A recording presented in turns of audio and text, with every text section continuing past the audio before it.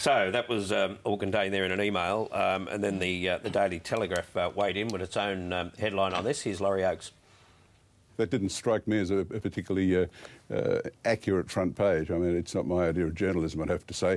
It's propaganda. Heaven help us. I mean, that implies terrible cataclysmic results from this tax, and that's not going to happen, at least in my view. We're all entitled to our opinion.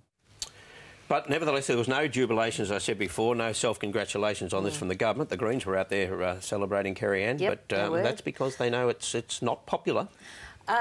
Look, the Greens were...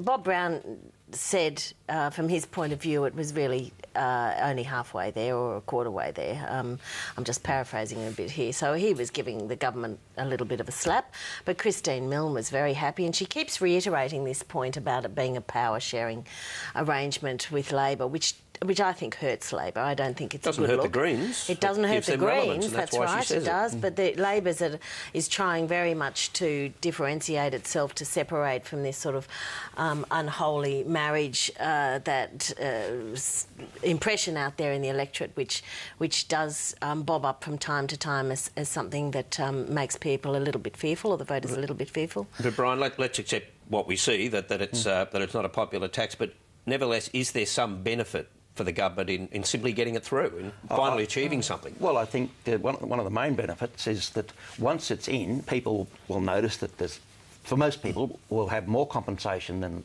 it'll hurt them, so they won't actually notice it's there. Secondly, I think that people who have been so a bit bothered about it will lose their angst about it, because they'll understand, or they'll make the view that Tony Abbott can't really rescind the thing, and why worry about something if you can't do anything about it? So I think that a lot of heat will go out of the carbon tax before the next election. Do you think that's right, George?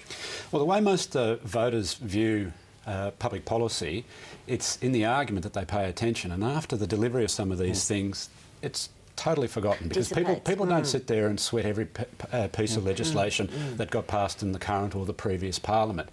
And they'll have a bit of another look at Abbott when Abbott says, oh, but by the way, what happened about 2 years ago is really the thing you should be most angry about.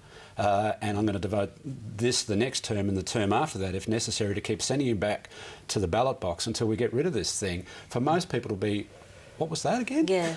Julia Gillard was asked to give a bit of self-analysis on the issue during the week. This is what happened.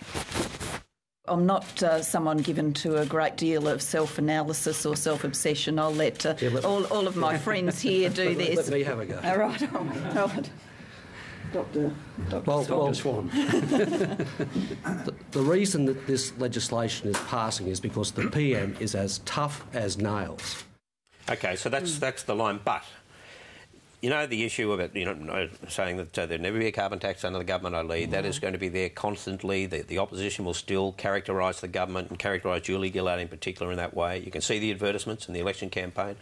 No matter how far away the election is, they'll bring it out. Yeah, and this is about belief. For Julia Gillard, the difficulty with this issue is the advice she'd given Kevin Rudd in 2010 to put the ETS on the back burner. Now, the ETS, and everybody needs to be reminded of this, and this is how quickly these debates move on.